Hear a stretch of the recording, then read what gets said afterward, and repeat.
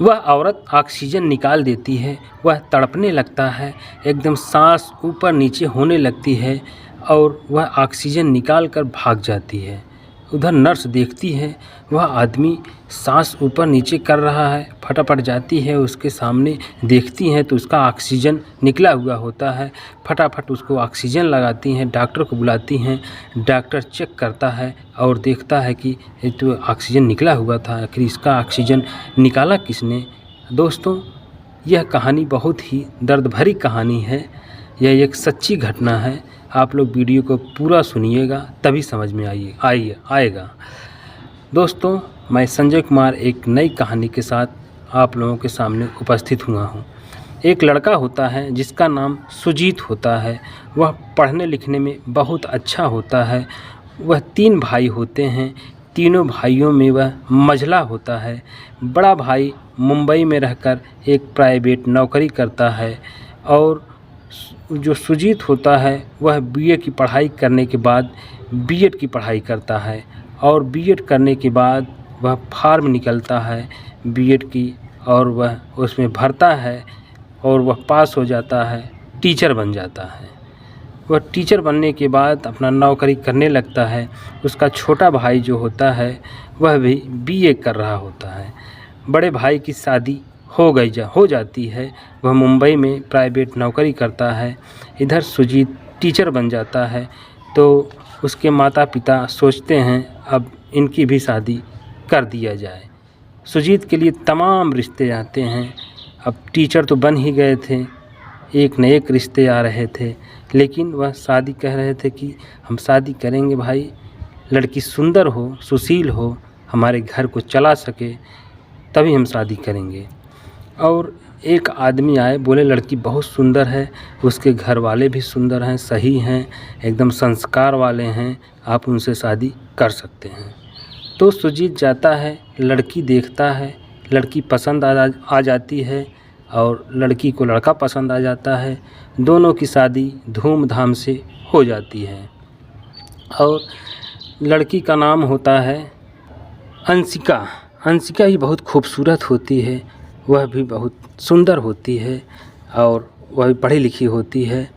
दोनों की शादी हो जाती है, अपने घर आती है। उसका घर बहुत मान सम्मान होता है, इज्जत होता है। लेकिन अंशिका को सुजीत पसंद नहीं थे क्योंकि वह एक दूसरे लड़के से प्रेम करती थी। वह उसके प्रेम में पागल थी। वह दिन भर उसी फ़ोन में अपने प्रेमी से बातें किया करती थी। अंशिका संतोष के प्रेम में इतना पागल होती है, कहती है कि अगर तुम नहीं आओगे तो मैं जान दे दूंगी और उस जान के जिम्मेदार तुम होगे और मैं तुम्हारा नाम ही लेटर पर लिख दूंगी। इतना कहती है तो संतोष डर जाता है और कहता है अच्छा बोलो, मुझे क्या करना होगा। तो अंशिका कहती है कि मैं अपने पति से एक ड्रामा करूंगी कि मेरे पेट में दर्द है, मुझे दवा दिलाने ले चलिए, और जब दवा दिलाने ले जाएंगे तो रास्ते में तुम किसी को लेके आना और वहीं पर उनको मरवा डालना। कहती है ठीक है। तो इधर सुजीत अपनी बीवी को बाइक से दवा दिलाने जाता है और सुनसान रास्ते में अंशिका कहती है मुझे 1 नंबर लगी है। 1 नंबर का बहाना बनाती है और जिस बताए हुए जगह पर कहती है वहाँ पर पहले से ही संतोष तैनात रहता है और सुजीत सीधा साधा होता है। वह बाइक पर बैठा होता है, कुछ सोच रहा होता है, तभी उधर से 4 व्हीलर आती है और उसको इतना धक्का मारती है कि उसका एक्सीडेंट हो जाता है और उसका हाथ पैर में चोट लग जाती है, दिमाग में चोट लग जाती है।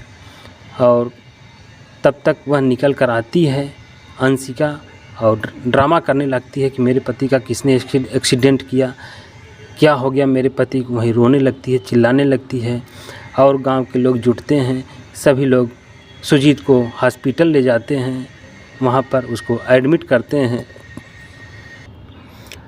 एडमिट करने के बाद इधर दोनों के घर वालों को सूचना दे दी जाती है। तो अंशिका फ़ोन पर संतोष को फिर फ़ोन करके बुलाती है कि आओ और मैं यहाँ से भाग चलें। तो एकदम बेहोशी हालत में सुजीत रहता है, उसको ऑक्सीजन लगाया जाता है, एकदम बेहोश होता है। सब लोग कंपाउंडर चले जाते हैं और अंशिका उसके पास होती है, सोचती है यह तो मरा नहीं, लेकिन इसका ऑक्सीजन निकाल दूंगी तो हो सकता हो यह मर जाएगा। तो कोई रहता नहीं, उस समय वह ऑक्सीजन निकाल कर भाग जाती है, कहती है अब तो यह मर ही जाएगा, अब मेरा कोई कुछ नहीं बिगाड़ सकता, और वह संतोष के साथ भाग जाती है।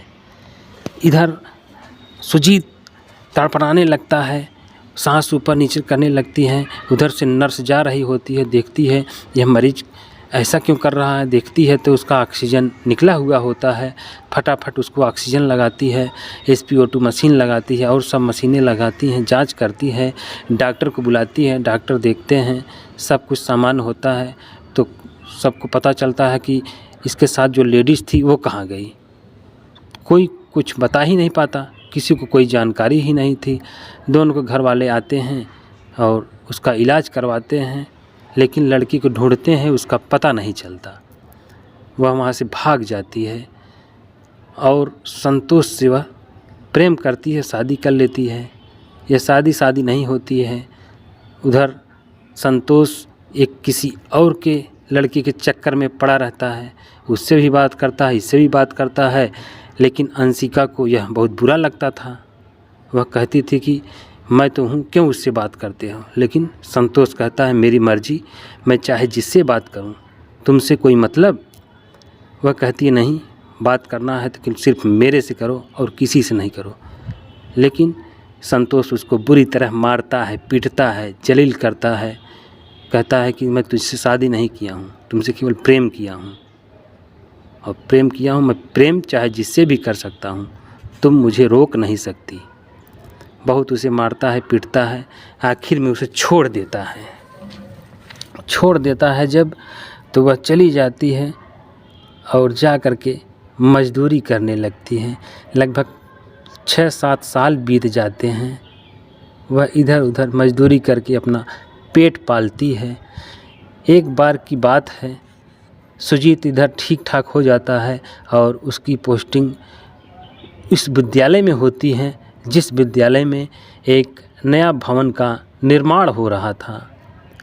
उसी भवन में वह लड़की भी काम कर रही थी, जिसका नाम अंशिका था, जो सुजीत की औरत थी, सुजीत से जिसकी शादी हुई थी, उसमें वह काम कर रही थी। अचानक सुजीत की नज़र अंशिका पर पड़ जाती है, तो सुजीत दंग रह जाता है, कहता है ये तो अंशिका है। तो सुजीत कहता है तुम वही अंशिका हो जो मुझे मारने पर तुल गई थी, मुझे मरवाना चाहती थी, लेकिन भगवान हमारे लिए एकदम खड़े थे। कहते हैं जाको राखों साइयाँ मार सके ना कोई। जिसका कोई कुछ नहीं बिगाड़ सकता, उसका कुछ कोई कर ही नहीं सकता, क्योंकि ऊपर वाले हमारे साथ थे, इसलिए हमारा कोई बाल बाका नहीं कर सका। तुम आज ऐसी तुम्हारी हालत हो गई है कि आज तुम इतनी कड़ी धूप में यहाँ लेबर का काम कर रही हो। तो सारी बात बताने लगती है, रोने लगती है, कहती थी कि मैं प्यार में इतनी पागल हो गई थी, मुझे कुछ दिखाई नहीं दिया, मैं आपके सरकारी नौकरी का भी इज्जत नहीं की कि ये सरकारी नौकरी करते हैं, हमारी कितनी सेवा करेंगे, कितना इज्जत मिलेगा, मुझे इसका भी नहीं ख्याल था, मैं तो एकदम पागल थी। कहते हैं दोस्तों, जो जैसा करेगा उसको वैसा ही भगवान उसके साथ करेंगे। अंशिका सुजीत के साथ बहुत बुरा की थी, इसीलिए आज वह दर दर भटक रही थी। आज ऐसी हालत हो गई थी कि वह अपने मायके भी नहीं जा सकती थी, कि न अपने घर ही जा सकती थी, क्योंकि हॉस्पिटल से चोरी से भागी थी। अपने पति को वह मरवाना चाहती थी, उसका ऑक्सीजन निकाल दी थी। ऐसा हमने कहीं नहीं देखा, लेकिन ऐसे केस बहुत देखने को मिलते हैं कि प्रेम में आदमी पागल हो जाता है, वह भी कुछ भी करने को मजबूर हो जाता है। वही हाल अंशिका का हो गया था, और अंशिका इतनी पागल हो गई थी कि उसको कुछ सुझाई ही नहीं दे रहा था। वह सुजीत के पैर पकड़कर रोने लगी, गिड़गिड़ाने लगी, कहने मुझे माफ़ कर दीजिए, मुझसे बहुत बड़ी गलती हो गई। लेकिन सुजीत कहने लगा, तुम 15 दिन में ही इतना सब कला दिखा दी, अगर तुम साल भर, 2 साल, 5 साल टिकी होती तो मेरे घर का क्या हाल करती। अच्छा हुआ तुम इतने दिन में ही तुम्हारी सारी सच्चाई हमको पता चल गई और तुम इस कदर भटक रही हो कि अब हम क्या बताएं।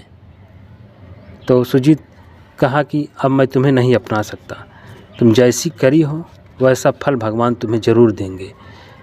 उस समय मेरा एक्सीडेंट हो गया, उस समय तुम मुझे छोड़कर भाग आई, बताइए हैं, तुम्हें ऐसा करना चाहिए था। तुझे भगवान कभी माफ़ नहीं करेगा। दोस्तों, यह कहानी सुनाने का मेरा उद्देश्य किसी को परेशान करना नहीं है, किसी का दिल दुखाना नहीं है। ऐसे हज़ारों केस आपको मिलेंगे देखने के लिए। किसी की पत्नी गड़बड़ होती है, किसी का पति गड़बड़ होता है, किसको सही कहा जाए, किसको गलत कहा जाए।